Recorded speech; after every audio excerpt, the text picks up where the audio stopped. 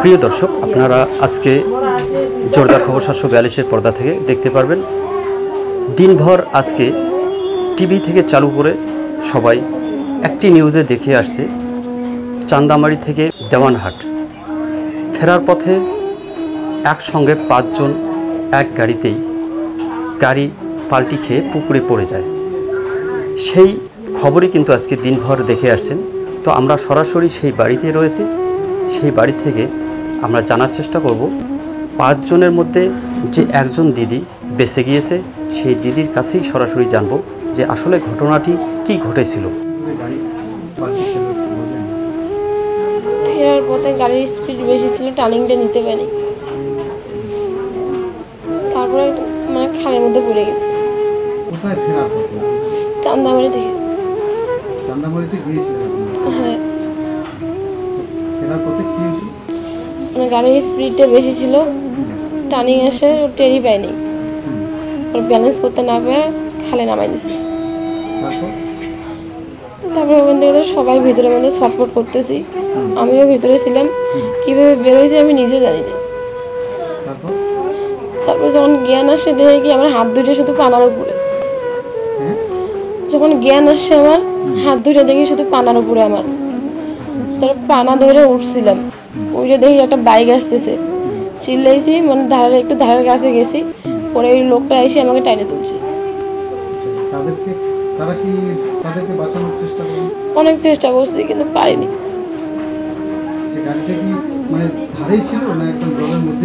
না, একদম জলের মধ্যে বসছে। না, একদম সোজায়, মানে সামন পাশটা ডাইবে গেছে। হ্যাঁ, আমরা সবাই ভিতরে শুধু ছটফট করতেছিলাম। লক করা ছিল, ভিতর থেকে এত চেষ্টা করছে, কেউ লক খুলতে পারেনি। না না,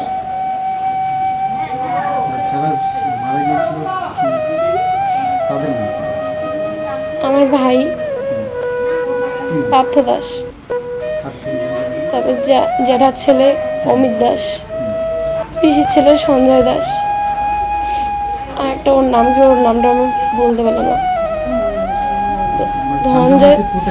ধনঞ্জয় বর্মন।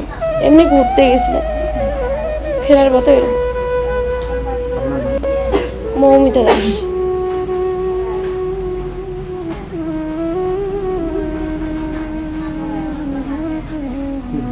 আমার ভাই পার্থ দাস।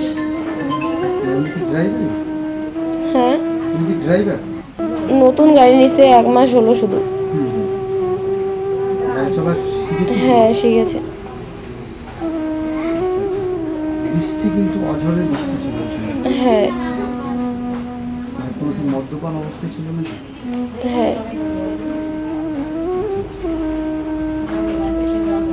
আপনার নামটা একটু বলুন। মৌমিতা দাস।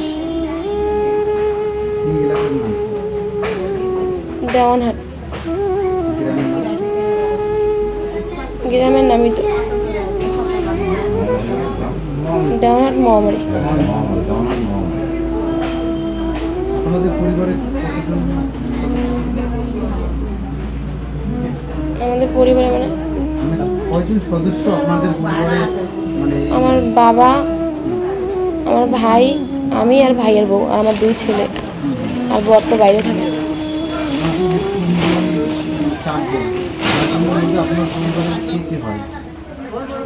আমার ভাই। 4 জন আপনার পরিবারের ভাই? হ্যাঁ, শুধু একটা আলাদা। 3 জন আপনার? হ্যাঁ, 3 জন আমার নিজের।